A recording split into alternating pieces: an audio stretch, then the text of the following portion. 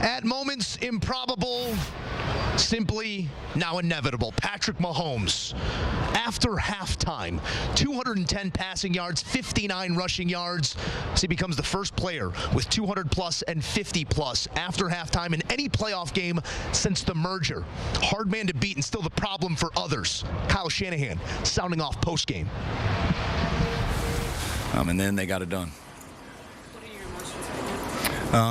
We all hurt. Everyone knows how it feels, and don't have a lot of words for it, but obviously we're hurting. Our team's hurting, but that's how it goes when you put yourself out there. I'm real proud of our guys for no regrets with our team. I thought our guys just played so hard today. Not everything was perfect by no means, but I'm going to lose with a group of guys. It's do with those guys anytime, and we'll take some time. We'll get over this, and come back next year ready to go. By the way, your offensive possession ended in overtime. Obviously, you wanted a touchdown. What went wrong? Were you guys going to get through that? On the third down, it looked like there was a protection bust up the middle. We were going to Juwan. I know it looked like Juwan killed him. One pretty good, but Chris Jones got loose in the middle. I think there was a mistake, not sure, but also he's a hard guy to block. It looked like you thought about it, maybe going for it there in the field goal, or was that at all hesitation, whether to kick the field goal? No, we never thought about there, 4th and 4. Even if we do go and score, they still can go down and match it, and so no, there wasn't a thought there. Kyle, with the new rules for overtime, what goes into the decision to take the ball first there? It's just something we talked about with, none of us have a ton of experience of it, but we went through all the analytics and talked with those guys, and we just thought it'd be better. We wanted the ball third. If both teams matched and scored, we wanted to be the ones who had the chance to go win, and we got that field goal, so we knew we had to hold them to at least to a field goal, and if we did, then we felt it was in our hands after that. It looked like your defense was pretty gassed at that point in the game. Did that factor into the decision making at all to give them a little bit of rest? No, we decided that before. And how's Kittle and Drake Greenlaw, the guys that had to come out? Greenlaw tore his Achilles. I'm not sure about George. It was a shoulder thing. He couldn't go there at the end. Was a little bit off and on, but he was playing through a lot of pain there and then. You went out to try to shake Andy's hand, but then was that just because you saw he was going to take some time? No, we talked on Monday. Last year, or when we played each other last time, it was, it took about 25 minutes to actually shake his hand. So we both talked on Monday that regardless of who won, I love Andy. I'm tight with Andy. But we talked. Both of us were going to do that because it was too hard to get to each other after these Super Bowls. After all these hard losses you've had in 10 years, what did you tell your team after this one? Anything different? Any different tone to it? No, there's nothing different to say. I don't care how you lose. When you lose Super Bowls, especially ones you think you can pull off, it hurts. But, I think, I don't know, when you're in the NFL, I think every team should hurt except for one at the end.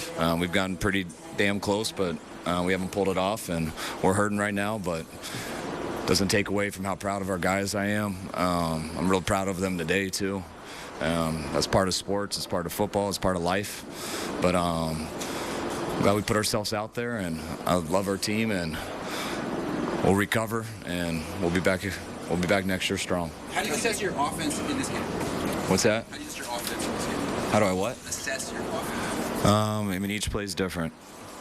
How do you think Brock played? He feels like he was definitely moving around, using his legs. Was that an emphasis to try to get him outside a little bit? No, we called a couple bootlegs and stuff, which is, you do that on that, but, that's what Brock does. Brock scrambles, he makes some plays, and, we knew it would be like that, just going, that was the toughest defense we've been against this year. We knew it going into the game. That's a good group. The way they mix up the blitzes and stuff and the two shell coverages, they're tough against the run, and the man coverage they played was tough, but that's why they haven't given up 27 or more than 27 this year. So we had our chances. Needed to score a couple touchdowns when we didn't, but I was happy with Brock.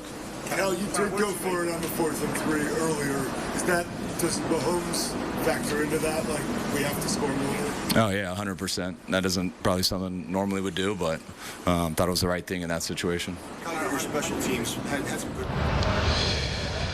Interesting to think that the playoff rules amended due to the prowess of Patrick Mahomes in the past, those same playoff rules at the center of the discussion here today. And again, it's Patrick Mahomes' prowess that applies to any formation you throw at the great.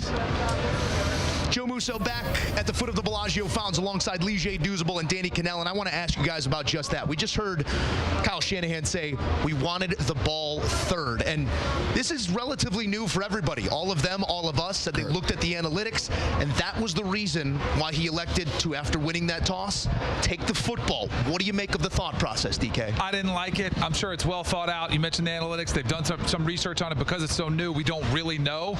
I want to know what I have to do to extend the game, to possibly win the game.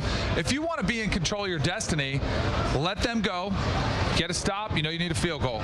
If they kick a field goal, you got options. You can kick a field goal. You can go for a touchdown.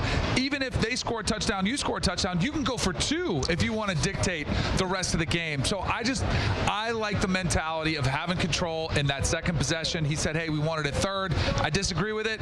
You know, hindsight's 20/20. I'm sure they'll second guess themselves even, but I would have taken the other side. The added layer, Deuce, I'm sorry to cut you off, but the added layer that the defense was just on the field for an extended drive, is that maybe what takes you there? That's why I think he decided to take the ball. I know he said analytics had something to do with it and he wanted it third, but they had just got gas. Let's not forget, Dre, Fred Warner was in man coverage on third down versus Travis Kelce got beat for almost 30 yards on that play.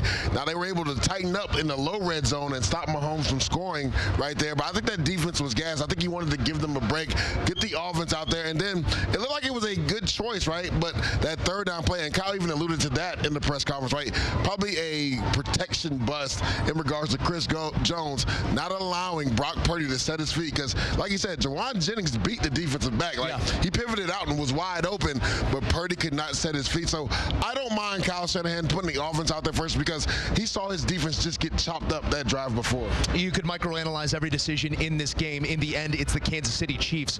We sat throughout the week in these chairs, guys, and talked about the scar tissue that Kyle Shanahan would have to deal with being a part of the 28-3 game as an offense coordinator, the 10-point blown lead in Super Bowl 54. This maybe doesn't situate in that ilk, but it is, again, failure on the greatest stage, no matter how you want to chop it up.